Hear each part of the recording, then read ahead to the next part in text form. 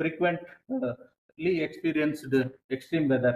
Next one is the thunderstorms. Storms, the last one you can see. So that width of storms is also high. Flood and storms are there. And third one is drought. Okay. So here we are seeing three ones. Blue is flood. Another one is storms. It is thunderstorms, heavy rainfall, and then lightning, etc. And heat wave related other things are there. These are the three major impacts that are happening. You can clearly see how the storms intensity is changing from 2010 onwards, this particular area. So earlier they were not that many. So once warming reached 1 degrees centigrade globally, things have changed dramatically. So if you see the other part,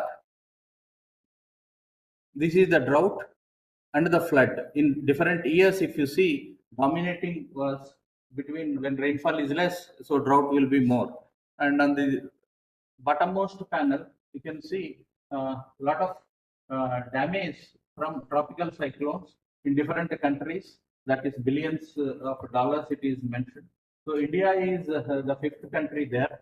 And in terms of other events, convective storms, rightmost one is the convective storms, means thunderstorms and lightning. So there, India also is in top 5. But if you go to floods, we are in the third position. So economic loss is severely happening due to climate change, and you can clearly see how we have to minimize. On one side, we are improving the warning systems so that loss of life is minimized from cyclones and floods. We have guidelines, disaster management authorities, they have response systems. We are improving on that front very significantly. Loss of life is minimized, but loss of infrastructure, loss of our own lifeline support systems, damage happening to that, and the socio-economic damage to crops, damage to city infrastructure, damage to individual houses. I will show one of the examples where maximum damage to personal level asset loss has happened recently in Vijayawada in August, September of this year. So if you see, most important thing, 2023, out of 365 days, 318 days, India has experienced one extreme either event or the other in some part of the country or the other. So it is very, very alarming, and we have to open up to manage. So if you see the rainfall, first I will show how the rainfall data is showing some of the characteristics. You see, this is the rainfall average between 71 to 2020. So highest rainfall on the Western Ghats here, another highest rainfall over Northeast India, and secondary maximum of rainfall happens here. These are the other areas where rainfall will be less. So least in Tamil Nadu, southeast part, and least in Rajasthan area, Northwest India. And if you see, this is the annual and this is the southwest monsoon season rainfall. So southwest monsoon, you have another maximum here. Annual, you will have here. There is a rainfall in recent years increase over Rajasthan and Gujarat. So we are seeing more changing characteristics of rainfall in the monsoon season. We'll discuss more about it. So if you talk about the rainfall days, rainfall number of days.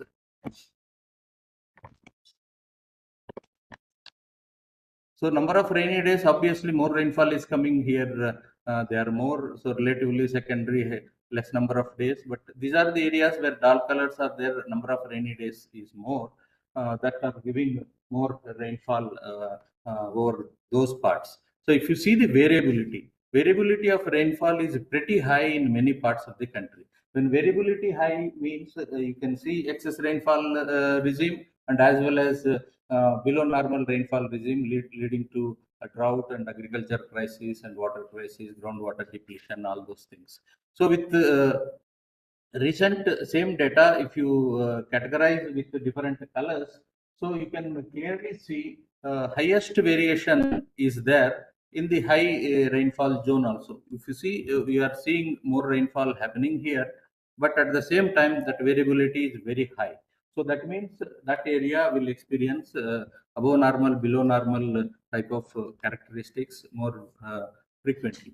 So if you see particularly this particular diagram, I want all of you to focus. So red color shows where rainfall trend is increasing.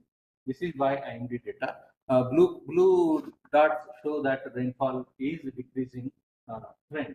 So those are the hotspots. If you see, whole Karnataka has mix, Andhra has mix, but coastal Andhra and Telangana has, and even coastal Orissa has, and this east Rajasthan, particularly this Uttarakhand has higher points of rainfall, increasing the trend of rainfall. So these are the new hotspots and more frequent floodings are reported. Gujarat, East Rajasthan, Balmer, etc. And many parts of Telangana, Andhra Pradesh, Karnataka, and Kerala, only southern part, some southern part. So more, these are the hotspots of precipitation, increasing tendency of precipitation. So whatever precipitation is happening, so intensity is increasing and frequency is increasing. So if you see here, there are 3-4 categories. So this is the category of heavy precipitation. That means more than 60 mm per day and going up to 115 mm per day. So in that category also, you can clearly see Telangana and Andhra are coming prominently here. Another same thing is continued over Gujarat and East Rajasthan, Uttarakhand is also there. So these are the new hotspots. This is an IMD data of 0.25 degree. So let us not discuss more on this. So if you see another important factor, so this is frequency of very heavy rainfall, very heavy rainfall, extremely heavy rainfall. Extremely heavy rainfall means more than 200 mm per day. So if you match all the three categories and see, this is a decade between 81 and 90. So very few areas were having that kind of frequency of extreme weather events, extreme rainfall events clubbed from heavy, very heavy, and extremely heavy categories. So when you come to 91 to 200, see, so much of spread has happened already in this decade. So then, if you come to 91 to 2000, almost all districts of the country are experiencing heavy rainfall events. So much in 3 decades, that much change has been there. If you go to present decade, from 2011 to 2020. So on month wise, I am showing here. For June, it looks like this, and July, it looks like this. So if you see the common points, June will have here, July also will have common areas, and then you have some Madhya Pradesh here. And if you see, this area is common in all the 3 months. And fourth month also is showing additional areas of heavy rainfall. So month to month, decade to decade, so much of changes are happening. We have to take note of it. So this was 0.25 degree analysis of IMD, which I have shown so far. So now, National Center for Medium Range Weather Forecasting is generating the reanalysis. That means model is used, all available observations, satellite data, radar data, ocean buoys, whatever data is available, all data is uh, compiled, and then data is generated, reanalyzed from 1979 to present. So if you reanalyze, the timely data was about observations are why reanalysis has to be done means observations are not in regular grid. So when you want data at regular grid for studies and for models generate data at regular grid. So this particular rainfall data is generated at a 12 kilometer resolution. This is called Indian Monsoon Data Assimilation and Analysis, IMDAA. This is available freely. Many parameters are hourly and several parameters are 3 hourly basis right from 1979 to 2023 already. So if you see whatever characteristics of rainfall you have seen in course data of IMD, that is a quality certified. This again is quality certified. If you see, so here the trend, 30-year trend, another decade we have seen up to 2010 we have seen that, and now 2012 to 2022 if you see, and subtract it by 30-year anomaly. Climate change is always done with deviations at a 30-year scale. So when you do that, so much above normal precipitation zones are coming, much higher scale, because when you have a finer scale data, you will get more features of precipitation. So they are all statistically significant also. Here again, common thing is East Rajasthan, Gujarat, and this part of Maharashtra, Karnataka, Telangana, and Andhra Pradesh, Tamil Nadu are coming as hotspots, what we have seen earlier, and additional hotspots are coming in Maharashtra and several other places. Even West Rajasthan also, some additional places are coming, and they are all statistically significant. So if you categorize them into very heavy rainfall and extremely very heavy rainfall, so those categorizations are also there.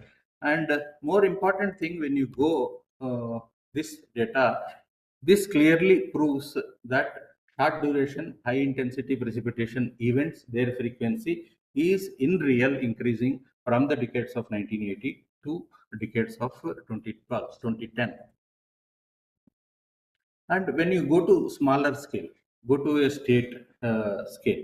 So state scale, this is IMD's data. It is shown. So higher rainfall is happening here, and then if you see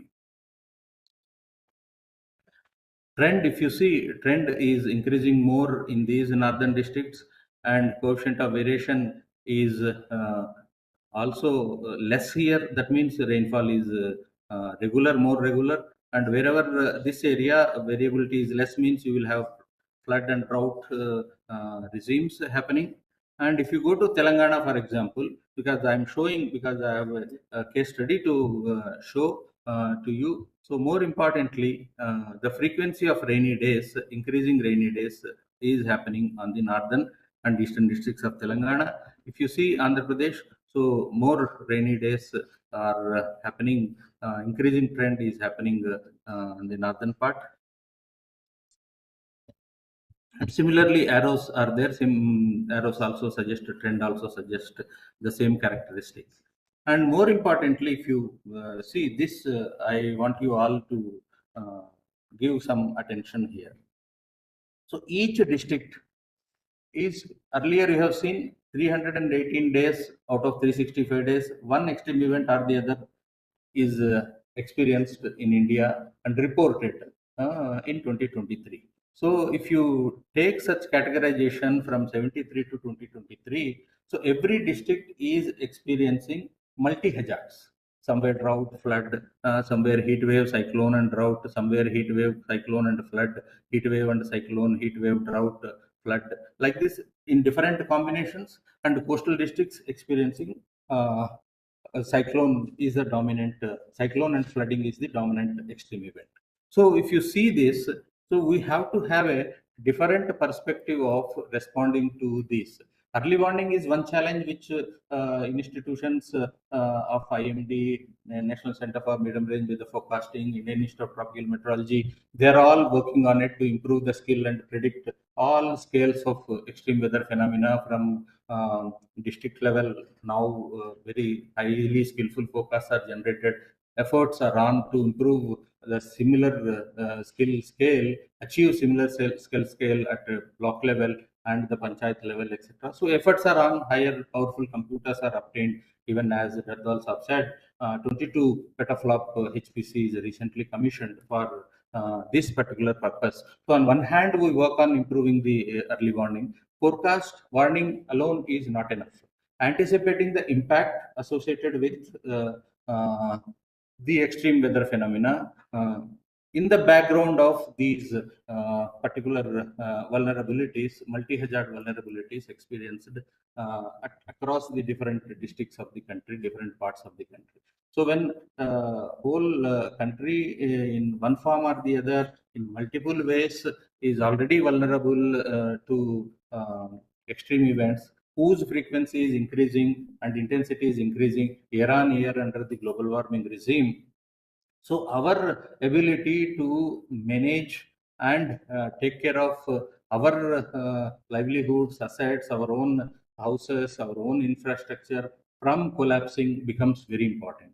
So every year we see that new expressway, all-weather expressway built between Mandi and Manali in 2022, opened up in 2022. All bridges, culverts have collapsed due to the extreme rainfall event, and the flooding happened in Himachal Pradesh in 2023 August. So similar thing, Sikkim had experienced run-of-the-river reservoirs, hydroelectric reservoirs, all of them have collapsed in one particular extreme event, rainfall and the flooding in the Tista River. So like that, we have been experiencing several such infrastructure losses, and whatever assets we have built, they started collapsing. So they are not resilient to the extreme weather phenomena. So that's what we have to take into consideration. First, to minimize the loss of life, and whatever we build, our individual houses or the localities, they have to be resilient to the future extremes which are increasing. So we are not giving focus to these aspects. So these are the districts where variability of rainfall is high, and they swap between the regimes of above rainfall, above average rainfall, and below average rainfall, wet and dry spells. So excess rain and local floods and drought subsequently happens. So these are the districts. 45% of the country is vulnerable to those characteristics. You have to give more focus on the availability of drinking water, particularly, and then water for agriculture. See, 1.4 billion population, unless we are able to produce whatever food we require. But in this regime of climate change and the changing characteristics of rainfall, we have to have a strategy to see that we will be able to generate and produce the enough food required and supply enough water for irrigation. That is the more important factor, has to be kept in mind. Resilient agriculture is the very important thing. We are talking about it, but not doing that much as it is required. And then water management is another factor which we will have to focus more. When rainfall comes, local flooding will be there. After the 2 months, 3 months, in March, April, May, all your groundwater dries up and you will have the problem of drinking water. So we have to see how to optimize the resources. The quantum of rainfall has not changed, but the quantum of rainfall which is received in less number of rainy days. That's where the challenge of holding on the water and use it throughout the year is a challenge which we'll have to learn to manage in the years. And apart, in the background of that particular multi-hazard risk, if you do vulnerability using exposure, sensitivity, and adaptive capacity of the people and communities, etc. So this is the pattern it comes. So most vulnerable segment of India is the Brahmaputra, Assam area. You see, most of the year, particularly this year, if you see from April itself, Brahmaputra was in spate, and throughout the monsoon season, flood was experienced by the Assam people. But coming back to rest of the year, this is the surprising. Second most vulnerable states are Andhra Pradesh, Telangana, Karnataka, Maharashtra.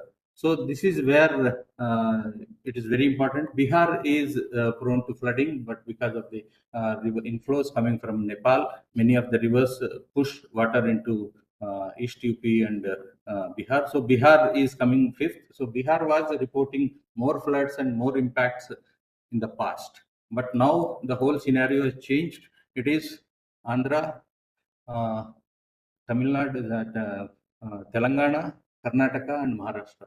These are the states generating more contribution revenue to the GDP now. So this is where the more focus is required, and new research from changing rainfall is suggesting more risk is uh, generated and risk is increasing event after the year after the year. So we are seeing maximum impacts, damages across municipalities, houses, villages, and river downstream of reservoirs, whatever damages are happening. We are seeing many of the gates of reservoirs are breaking in the recent years. Tungabhadra is one example. So fortunately, we could control it. So our reservoirs are old, so they cannot. We have to have a different strategy of managing the excess inflows coming. And if you see, Krishna Basin till last week was discharging all reservoirs from west coast to Nagarjuna Sagar are discharging water after meeting their capacity. So throughout the monsoon season, they have served for irrigation purposes in their I-cuts, designed I-cuts, and then end of the season until last week of October, there was a flooding. So outflow were continued. So that means so much water even in October was available. So that has never happened for the Krishna Basin, at least in my 40 years of experience. So another important factor which I want to share with you all is we feel that rivers water rainfall is decreasing and how different river basins water is available. So what we did was with NRSC and IMD and Central Water Commission reassessment of water availability between the periods of 1955 to 84 and 1965 to 84 and 85 to 2015. If you see whatever rainfall has happened in across the different basins, and BCM quantum of billion cubic meters of uh, volume of water is received in different decades. If you see in the decades of 1955, 3,945 BCM water was received in the country. And subsequently, slight decrease 3853 happened when you come to decades of 1985. So this decrease is less than 10%, so it is less than 1 sigma, we need not have to worry.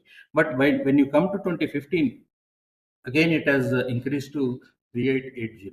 So what this signifies is, so in last 60 years till 2015, quantum of water made available by rainfall uh, across the rivers of the country has not significantly changed. It is less than 1 sigma. So that suggests that, so these are the rivers, different rivers. Also, they will suggest between 55 to 2015. So increase has happened in some rivers coming from Myanmar and Bangladesh and Brahmini, Baitarini. But major rivers, if you see, Krishna, not much change is there. Mahanadi, no change is there. Brahmaputra, there is a decrease actually in Brahmaputra. Barak, increase is there. So overall, if you see first one, so hardly any difference is there, less than 10% from 55 to 2015. If you see 65 to 2015, same scenario exists. So what it signifies is, under the regime changing climate and warming of global warming and increased frequency of extreme weather events, increased water holding capacity of the atmosphere, bigger clouds and heavy high intensity precipitation in short duration that is happening with lightning, etc. So availability of the water has not changed, but our water management practices are not pragmatic. Because of that, we are seeing shortage of water available for irrigation and drinking water, industry use, etc., etc. So this is one particular factor. So problem is in managing our own resources for our own purposes. That's where, apart from global crisis, emergency, climate emergency, air quality degradation, etc., those things are there. Waste management, sewage management, etc., those are there. But on the other hand, resource management itself is a, we have to have a different perspective of that under the changing regime. If you see, 45% of the country is bound to experience wet and dry spells, intermittently swapping between them. So water management strategy, agriculture, support agriculture has to undergo a big change. And in terms of warming, if you see now, last year it has crossed 1.4 degrees. If you see this year, last year, this is 2023 warming anomaly.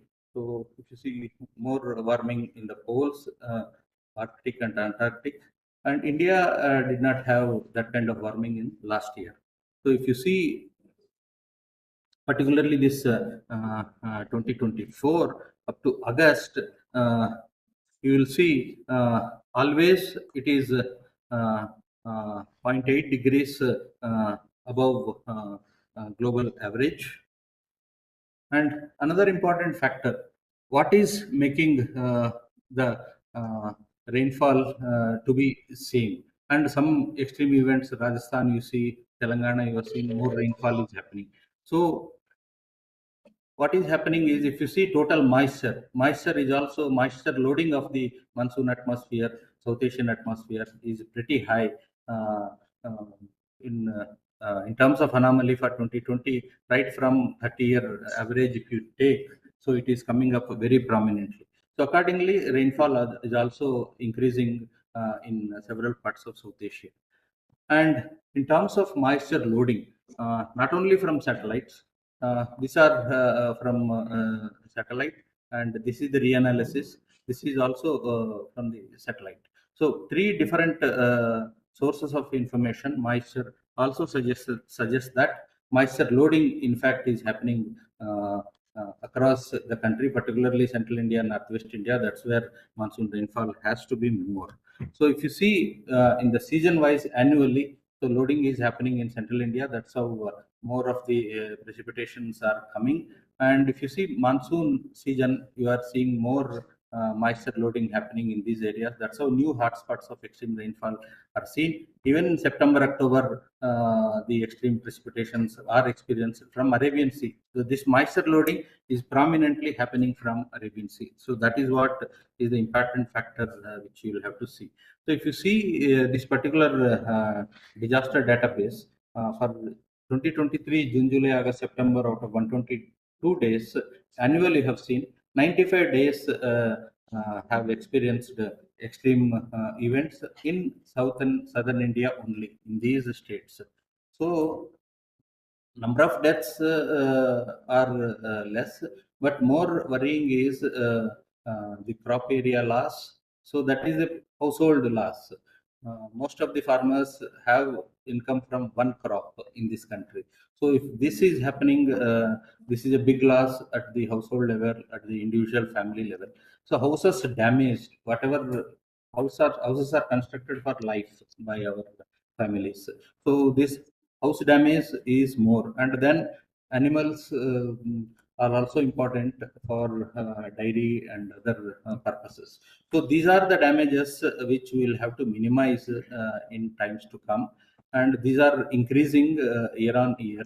And if you see for 4 months, many of the days are having rainfall, thunderstorms, and lightning associated with that. This is the case of southern states. And if you go to northern states, 115 days of 122 days of monsoon season from June to September. So we are seeing events, extreme events are experienced. Here, more damage to the crop is happening because more intense agriculture is done in North India, both from rivers from snow-fed rivers from Himalayas and other irrigation systems. Organized irrigation systems are there from the beginning. So loss is much bigger and house damage is significant, animal death is much more. So this is where the household assets, household income, which was built in decades by the families, are under threat. So this is the warming which we want to know.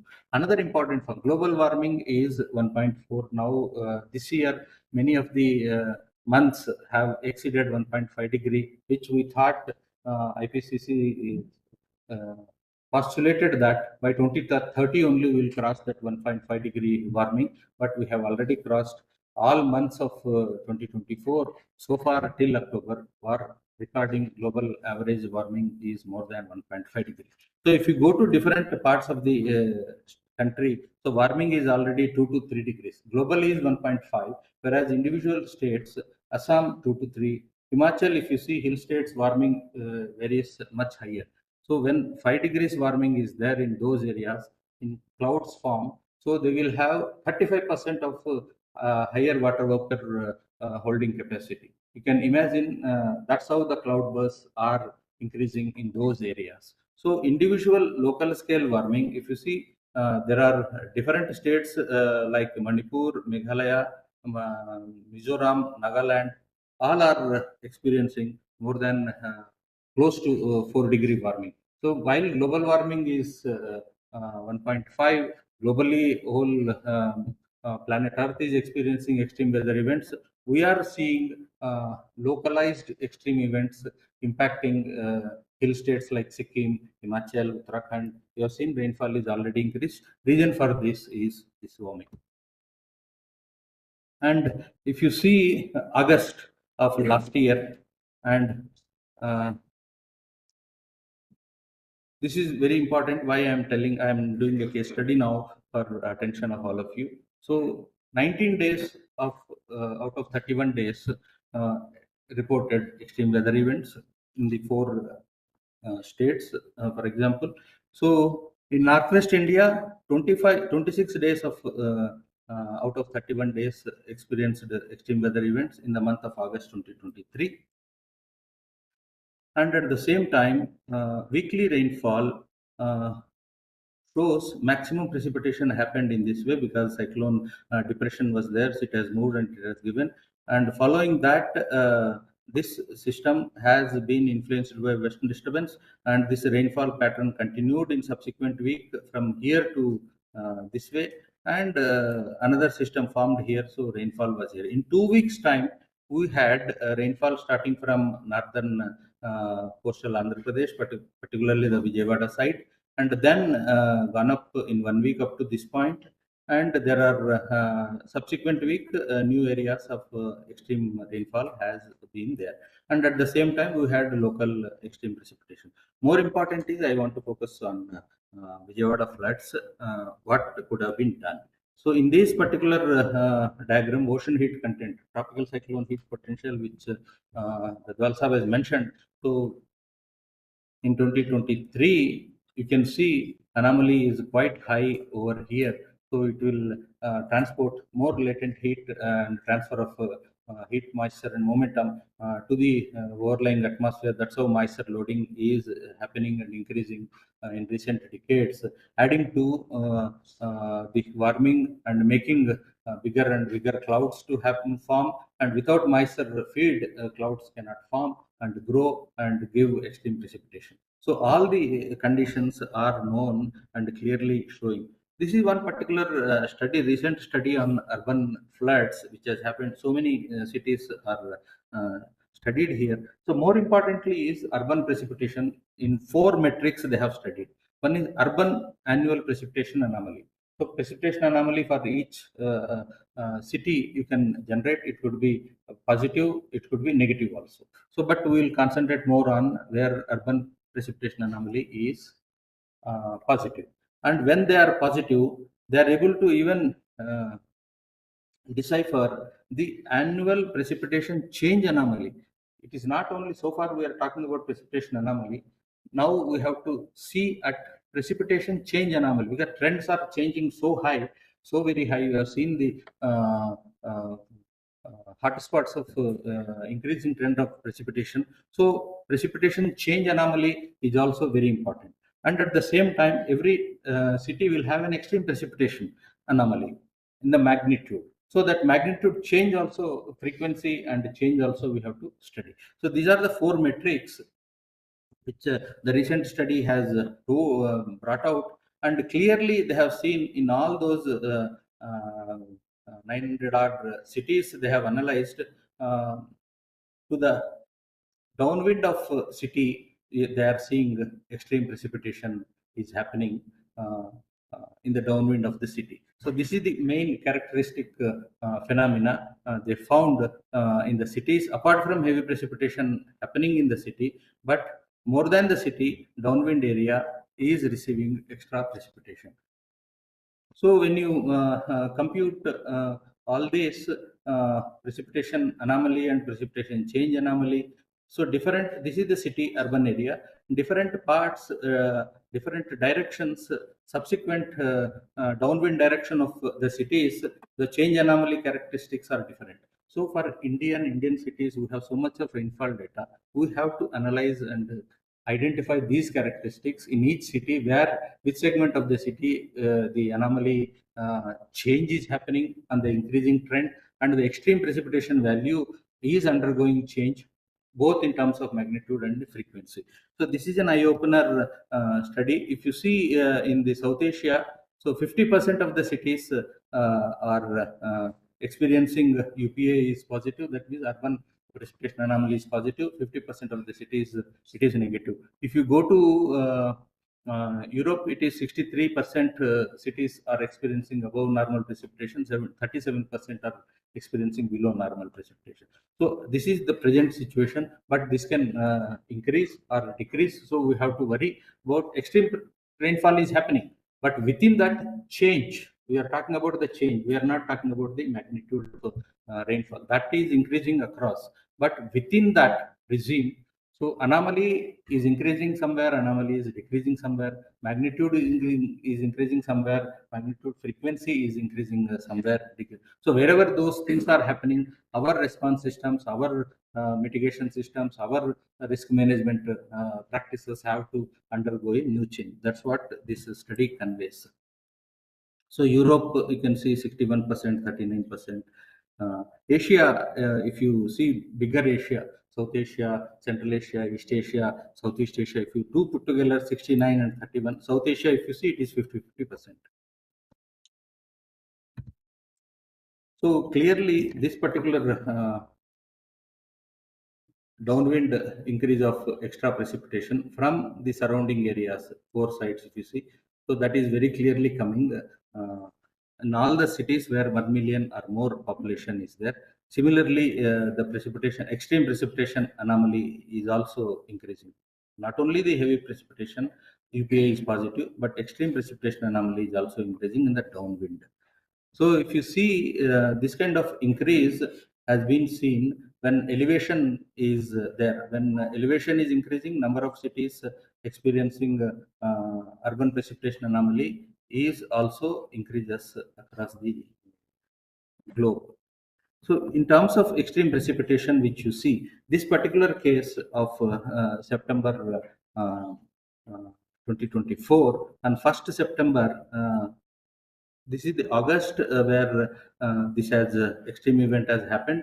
By 30th August, this many areas were given warnings, and by 3 days before here, 4 days before here, 5 days before here, the extreme heavy precipitation to happen in coastal Andhra, and subsequently in 3 days before to Telangana, 4 days before to Telangana. These warnings are given, and rainfall has really happened. Maximum rainfall has happened here, uh, and subsequently flooding was experienced in Vijayawada city.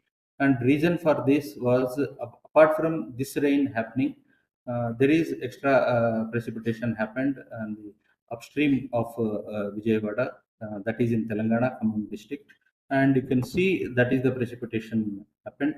So this state rainfall networks.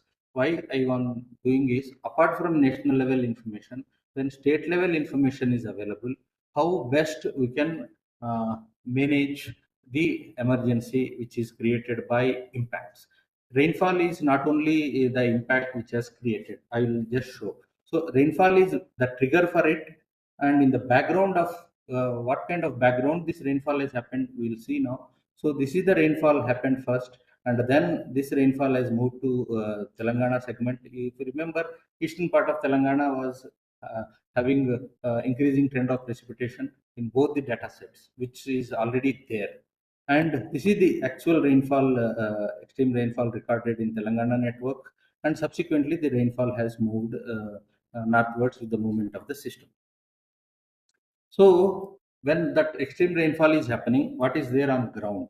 So many of the reservoirs, they are already full, upstream reservoirs. They were discharging water all the more from Karnataka, both Krishna and as well as Penna River Basin.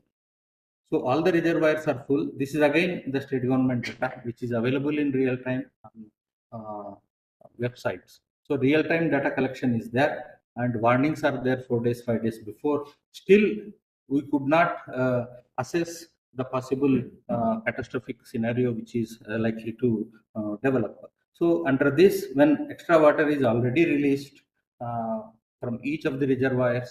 So downstream, last barrage is there in Vijayawada. So that was all 36 gates are open. Water was flowing at its maximum capacity. And backwaters from that barrage was also extending backward because heavy inflows are there to the last barrage of Krishna River. So downstream water is released, and that is the scenario. Under that scenario, this extreme rainfall has happened. So then this extra rainfall, where it will go? So there is a time difference between the rainfall happening and continue in the background of continuous heavy precipitation, heavy discharges from the many reservoirs that is happening. So you can, for roughly, I am giving 1 centimeter of rainfall received in 1 square kilometer area, almost 10 million liters of water gets collected. You can imagine 35-40 centimeter per day happened 3 days in different parts of coastal Andhra and eastern Telangana, and in the background of already all major river channels, Krishna and their tributaries and the local tanks are full, and all rivulets are carrying waters at their full capacity. In that time, when 20 to 40 centimeter, 35 centimeter was the highest rainfall received in that epoch, and what could happen? So this particularly important thing. See, this is a Nagarjuna Sagar upstream reservoir. Another reservoir, Kulchintala, is already discharging so much of water to the barrage in the Visakhapatnam, in the Vijayawada. So when rainfall is happening in eastern Telangana, so this was discharging that much 53,000 cubic meters of water. And then adjacent to this, just northeast of Vijayawada, heavy rainfall happened, and that's how the local stream called Muneru was discharging about 1.2 lakhs of cusecs. When Prakasham barrage is receiving 11.42 lakhs cusecs from upstream releases, and backwaters of this, even after all gates are open, so backwaters were extending up to this point, to the inflow point of this Muneru, which is discharging about 1.2 lakhs of water. So this water, this level, backwater level was higher than at the meeting point. Backwater level from the barrage was, due to releases from the upstream, was higher than the water level discharged from the Muneru. So in that situation, water cannot go to Krishna from this segment, and all this extra rain, this is all coming from extra rain, heavy rainfall happening. 4 days, 3 days information was given, and state networks are there when that rainfall has started, how much rainfall has happened, so how much water can come from this point to this, what is the runoff time to this point, and how to create a buffer for this water, and this water coming into Krishna beyond the releases happening from the upstream reservoirs. So this strategy could have been done. So some buffer, if they had created here between the barrage and the meeting point of these two rivers, so that theoretically it is possible, but you have to work on it with real-time data. So allowing more water to be discharged prior to this water reaching to the entry point into Krishna River has to happen. Then water would flow. So when that is not happening, what has happened was, so there is another when this level was below the water backwaters of barrage, so water has to come from another drain called Budameru. So this has come through this, and this has inundated whole segment of Vijayawada subsequently. So that is what really happened. So this, in this particular case, why I'm telling is, we had real-time gauges, we had forecast 3 days, 4 days before, and the state was receiving this information at 15 minutes level. Whatever I have shown, it is a state rainfall network. They have discharge network, everything, reservoir inflows, reservoir water levels, everything is all sensors. You talk about modern way sensors for hydrology are in place, and despite that, we couldn't anticipate the water level increase for the extra water coming into Krishna just behind the reservoir. Because of the level change, water cannot go into Krishna. So that situation had we anticipated 4 days before, and we had created more buffer, inundation in Vijayawada could have been avoided. So these are the new management strategies. These are the new water resource and crisis management approach to avoid inundation. It could be ultimately sometimes if this is happening, inflows are more than the discharge capacity of the reservoir. Dam breaking also is possible. In small dams, already such a thing is happening. US has been experiencing dam breaks in the recent past because more than 50-year, 100-year-old reservoirs are there, so their strength also weakens gradually. So we have so many other things to look after apart from the increase in rainfall and management of consequences in the background of multi hazards and managing this event. When all the information you talk about technology, sensors, everything, satellite, ground sensors, discharge, you take anything that is available for Telangana and Andhra Pradesh, still we fail to manage it. So much of personal loss to housing and properties, cars, vehicles has happened, irreparable damage has happened. Those families cannot handle this kind of shock to their earnings and livelihood, whatever they have built so far this year. So this is where we have to learn to manage our affairs in a different way. This knowledge has to come from our own society, our own intellectuals, and we have to find solutions for us.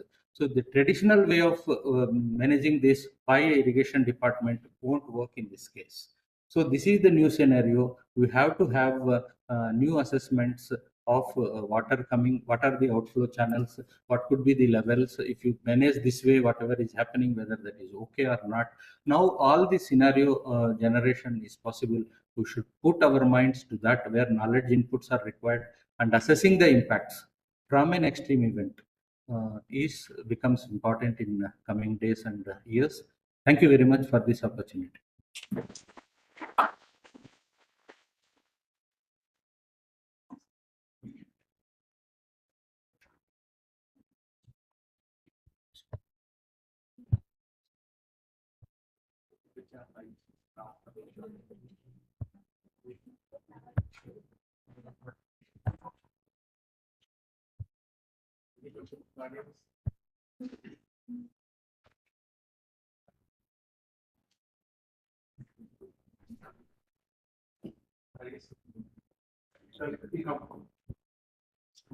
Yeah.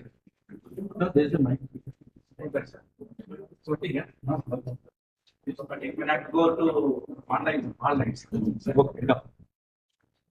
So recently there has been a news that the Somalian plate, after 200 million years from now, will collide with the western coast of India, and it will create a Himalayan-like structure, and the temperature will down drastically.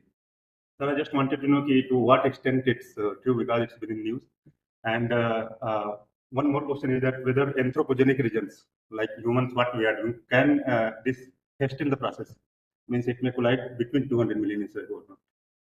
No, these are all geological timescales events. Already for millions of years, for hundreds of years, we are seeing South Asian plates going to Chinese side. So that's how Himalayas are rising because of that that is happening. But that change will be in micro millimeters per year. So we not have to worry about that at least in 100 to 100 years in my view.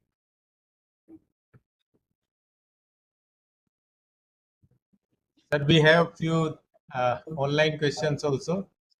Yes, So, yes, Sony. Please. Sir, one comment. It's rather one comment from Dr. Prashant Sek. ISRO is there.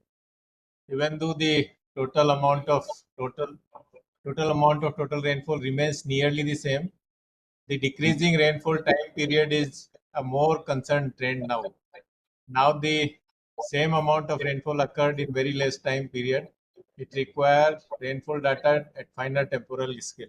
So it's only a comment, but if you want No, to say something. that's what I was trying to present. So high frequency rainfall sampling becomes very important in short duration, high intensity precipitation events. So that's where we are sampling in automatic sensors only 15 minutes precipitation. But we need below 15 minutes rainfall rate also. So that's how that can become possible when you use attenuation of microwave signal between the cell phone towers that is directly related to the rainfall intensity. So you will get even 15 below 15-minute heavy rainfall happening in different segments of city itself. Watts of the cities can become possible.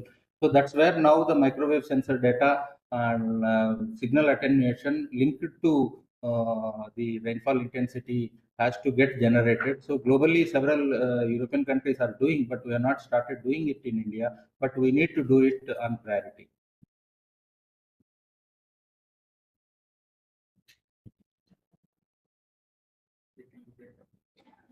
You can tell next one, Sony. Yes, sir. There is no online question in chat box. Sir, there is a hand raised by Dr. Janamani, sir. So he would Yeah, like yeah, to please. ask question. Yes, sir. Jeena. Namaskar. Yeah, Namaste, namaskar, Jeena. sir. Thank Namaskar, you, sir. batao. After so many days, I could see all your this summary in the slide also. Specifically, I thank particularly the Vijayawada flood. You have summarized. You know, the rainfall was mainly over Telangana on 1 September and 2 September, and extremely rainfall occurring over Telangana, but flood was more on the Andhra Pradesh side. So that shows how the state has to be also, work with the system. Of course, Yes. the central system has to work more. So that is number one. So that is for my knowledge. And second point, sir, I was asking what will be the scenario as you have shown that out of 365 days, these results are coming. So many days are under extreme weather event in each almost all day. So we are more vulnerable, particularly the losses of life we could reduce, but the property and the crops actually, they are, poor people and the loss we have seen also. That is number one. And second, you have not touched on the impact of the Gulf also, that, the Western Himalaya and Eastern Himalaya, the glacial lake flood of, yeah. Yeah, Glof, Sikkim impact and other experiences in Uttarakhand are well documented. That's why I have not covered. So why I have picked up this Vijayawada is this is a case where 3 days, 5 days color coded warnings were given to the state governments, and the states in turn had very high density block level networks, telemetry networks, both for rainfall and river water discharges, gas measurements, and reservoir changing reservoir inflows. Despite that, we could not anticipate the kind of inundation that can create a catastrophe in an urban city like Vijayawada could not be anticipated. That too by a progressive state, most progressive state in terms of disaster management, the Andhra Pradesh. So that was the main reason to point out. So there is an opportunity to improve our response by the state government authorities. IMD, CWC have to sit with the state government disaster management authorities and the local scale impacts like this with the current data dynamically war room type of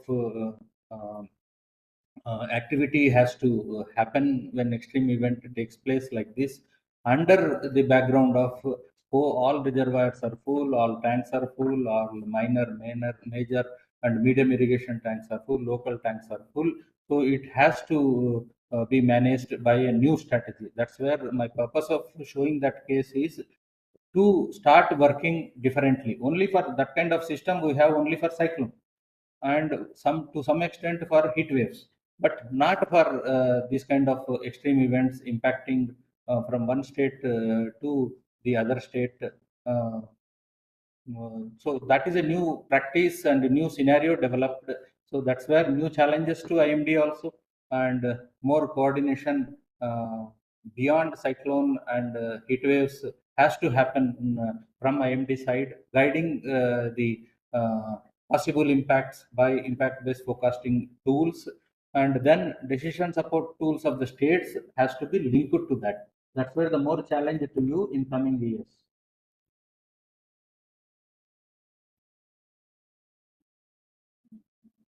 Thank you, sir. Thank you.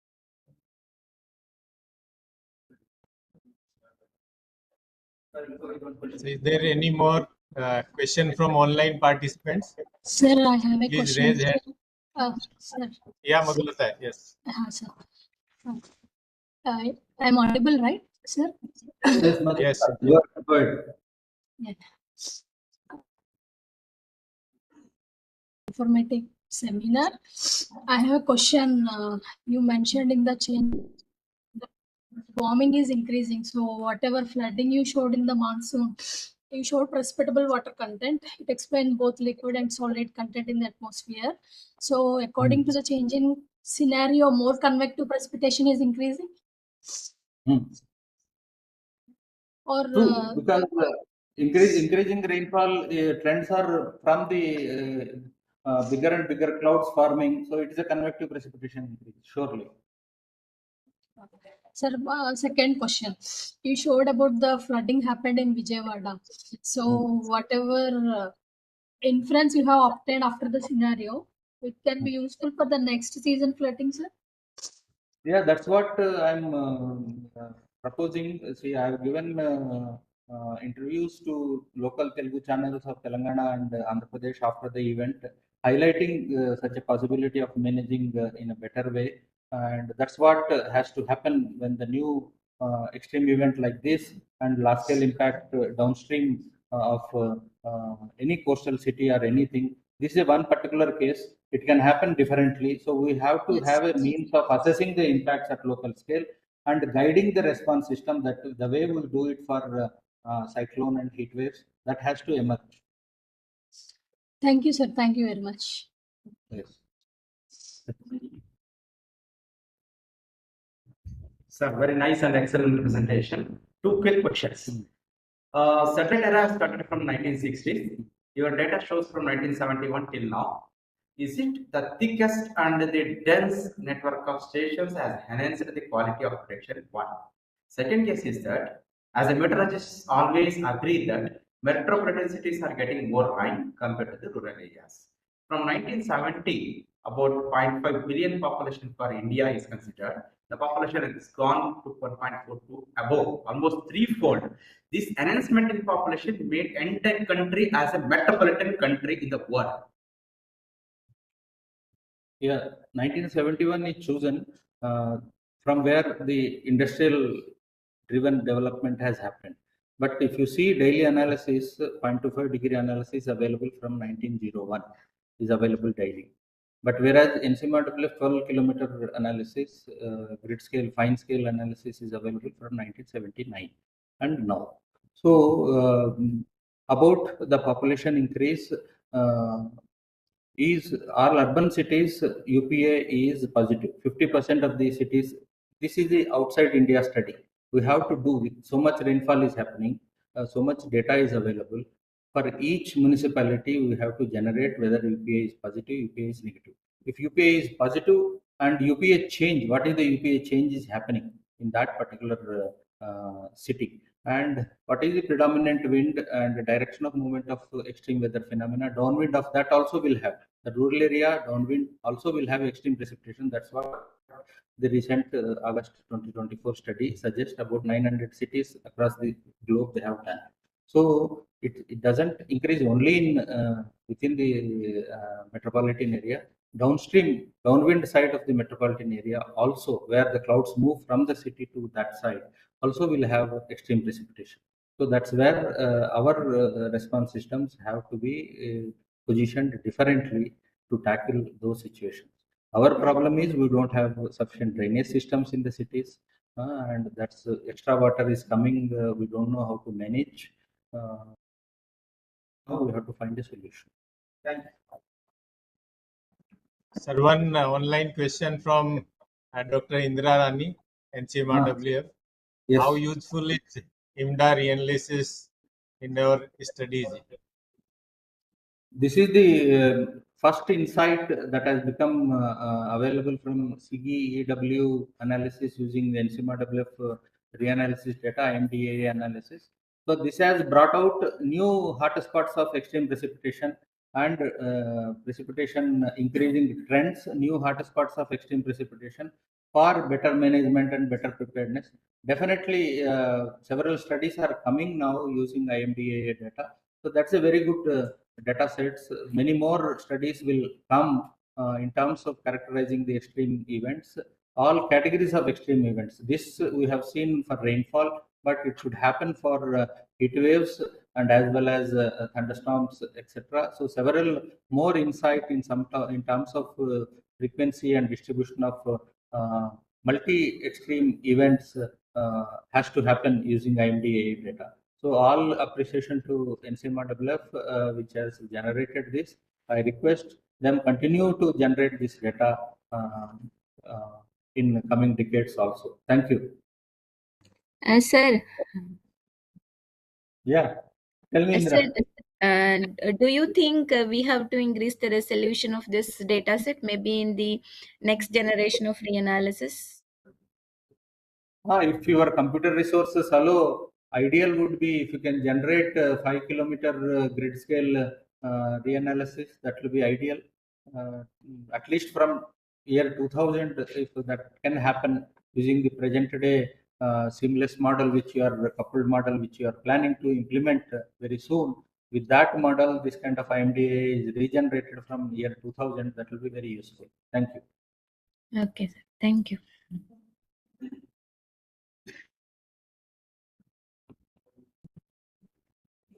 I think, sir, no questions. I have one question. Yes, sir. I have a question, if you don't mind. Yes, sir. This year, Bengaluru, the month of April and May, Bengaluru witnessed a shortage of drinking water.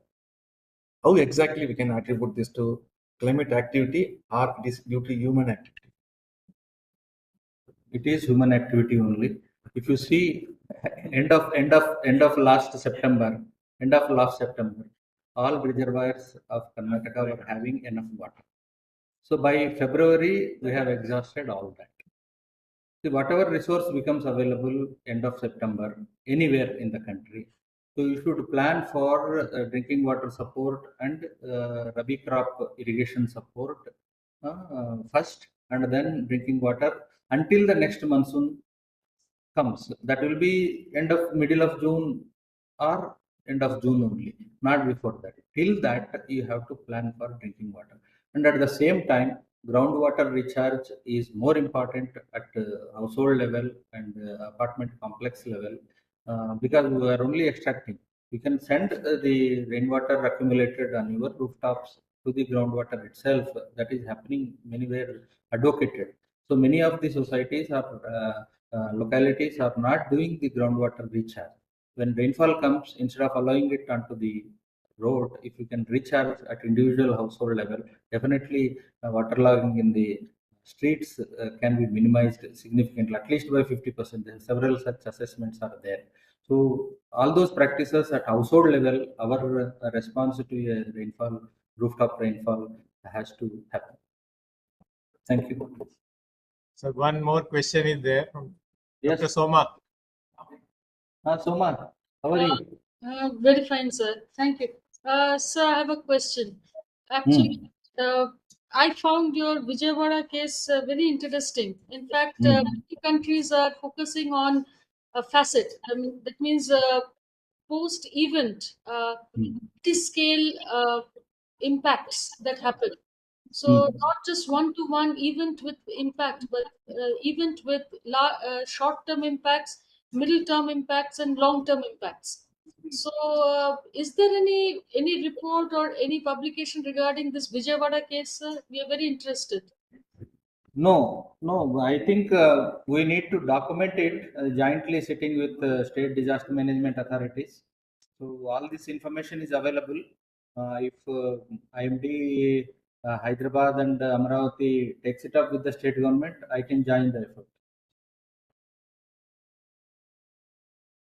Thank you, sir. MC Shimla, anybody is there who can ask question? Yeah. Sir, my question is like how we can better forecast and how we can better handle the situation like which occurred last year in the Himachal Pradesh. Multiple multiple events of the cloud burst and flash flood occurred, and several more than 30 centimeter occurred rainfall occurred within few hours over some parts of the Himachal Pradesh. And even there have been some scenarios where the actually flash flood kind of situation occurred and landslide occurred over the some parts of the Himachal Pradesh. However, there was very light rainfall over that particular region. Like without any extreme rainfall, landslide and flash flood kind of situation have been occurred over the some parts of the Himachal Pradesh. So in these scenarios, like if you throw some light, like how it can be better handled. See, there are landslide susceptibility maps generated by Indian Institute of Remote Sensing and Dehradun by several ISRO groups, and those fine scale landslide susceptibility maps you have to keep in mind as a background. So, which are the slopes which are susceptible for landslide, which are not happened so far, and which are happening so far, already experiencing. So this categorization you have to make it beforehand, and before the next rain monsoon season you have to generate. And whenever in whatever upstream area of that particular slope rainfall starts happening, so you should see that when the landslide can trigger.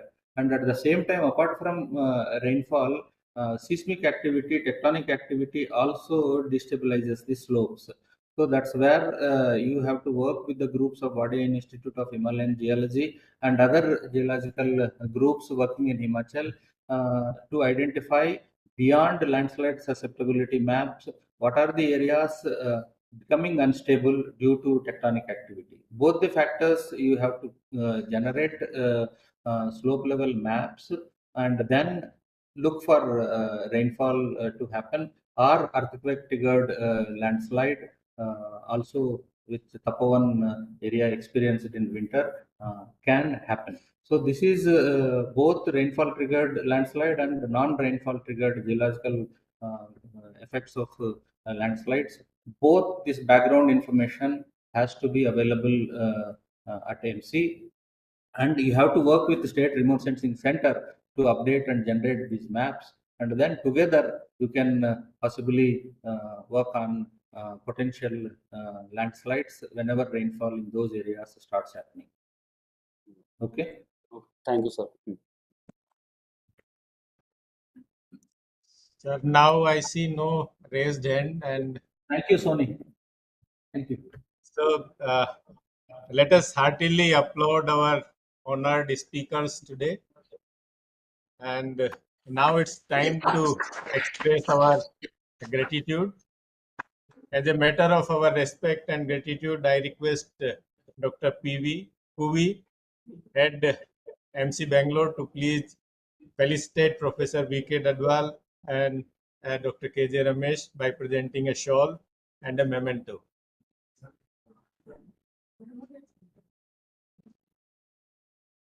Please take photographs. It will be in our memory.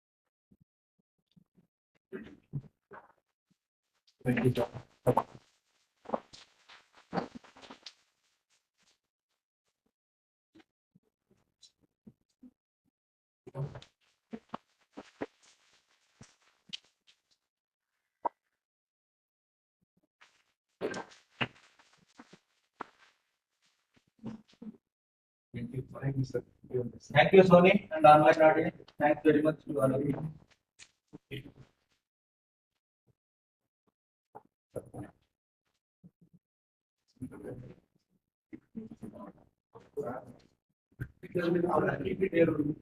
So